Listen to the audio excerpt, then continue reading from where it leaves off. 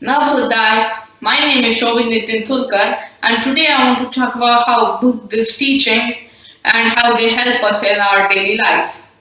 So I'll talk about three things: the Four Noble Truths, which is the basis of Buddhism, with the five precepts, and the Eightfold Path, the middle way. So first, let me talk about the Four Noble Truths.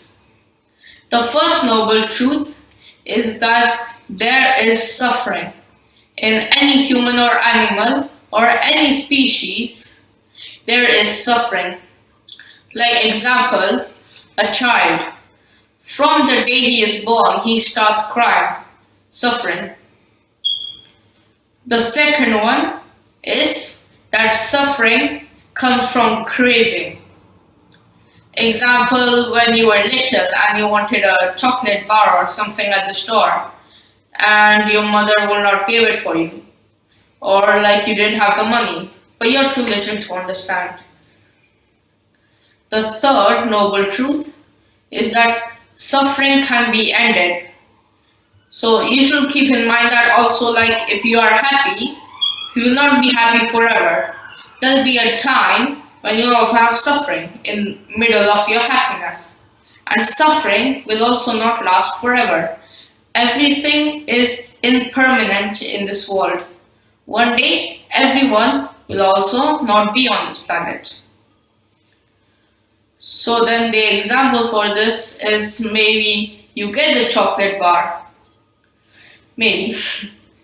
So then the fourth noble truth is that the way to end suffering is to follow the Eightfold Path, the middle way, which I will talk about later after talking about the five precepts. Now, the five precepts.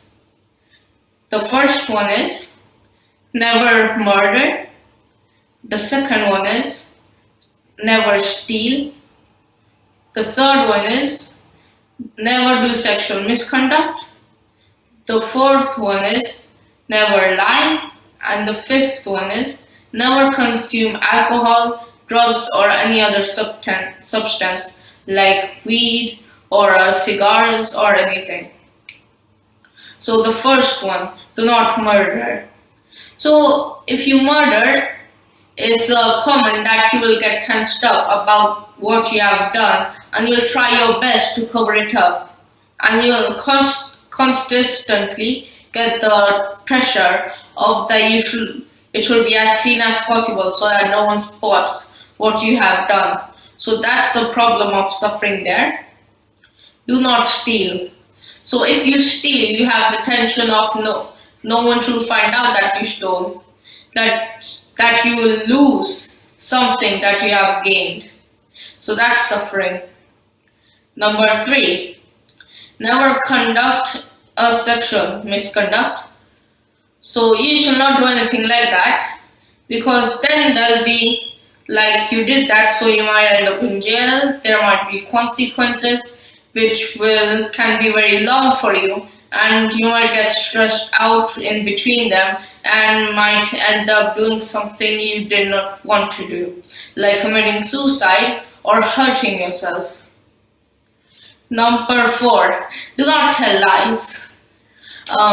This one, you should never tell a lie, because then same thing, you will get tense about not like revealing yourself, and if you do get caught, you'll have to face society as you'll get blamed for not telling the truth, and there'll be consequences again and all that complications. So that's suffering. And number 5, the last one, is never consume alcohol and drugs. So mostly people, when they get like stressed and they want to escape from the world, they take alcohol in most cases. So when they take alcohol, you become mostly unconscious. You're not aware of what you're doing. You just don't think. Whatever comes to your mind, you say it without thinking. So sometimes when you do that, problems may come.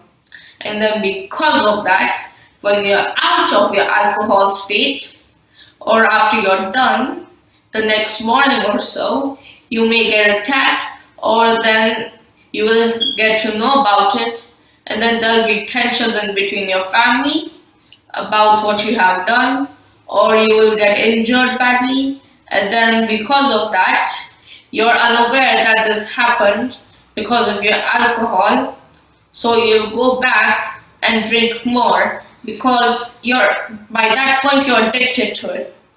No matter how hard you try, it will be very hard for you to leave it. You will constantly keep coming to get alcohol because of how good it is at that point. So that's suffering.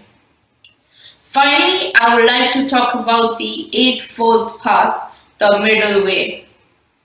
So the Eightfold Path is not too much, not too less, just right. So the example is, if you have too much of something, you will not know how to use it. The same thing is for if you have too less, but then for that you have suffering. But if you have to use it, it'll be very helpful. But here, when you have too less of it, you will have to use it, very little of it. And because of that, you won't have that much of the results you were thinking of. Like example, food. Too much of it can lead to bad problems, diabetes, and so on. But having too less of it can cause hunger issues, starvation, and death. So from that also you can get lots of suffering. And that's how they can help you. Now I want to tell some examples about how could these teachings came through in life. So once, you may be fighting with someone, which normally happen in school. When you get into secondary, there's peer pressure and there is people asking you to do this and that. So it's pretty much common. So then you have that, and then when you get into fights, and then you get angry at that person, which you should never do in Buddhism, but sometimes people get angry, and then the next day you might see that person is in trouble in the streets, or the cars are going and he's trapped. So two things happen.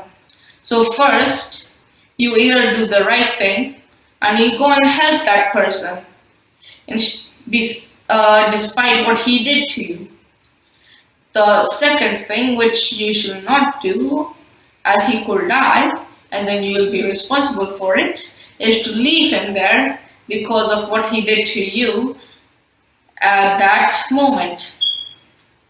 So that's how you should be kind to people. You should not hurt the people in any circumstance. You should keep calm and think with a cool mind of the consequences of what will happen if you do this and if you do that. And another example, this is the final example. Sorry if you're bored, this is the final example, is of honeybees. As you can see, honeybees always go to collect the honey from the flowers. So then the honeybee comes, it only collects what it needs. It doesn't collect too much or too less. The exact amount that it needs, and then it flies off to its beehive to do something with that. So that is the example. The honeybee is not selfish. It wants to keep the flower alive so that it can also be alive. And it leaves the flower peaceful. It leaves it alive.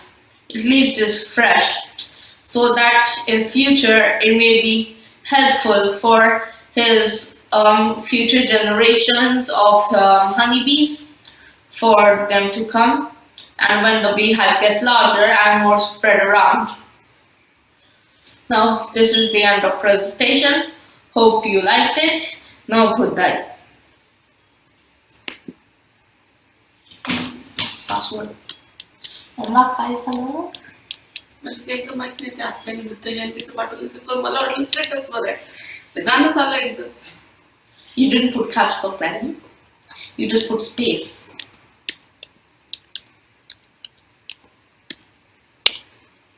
Okay, stop it.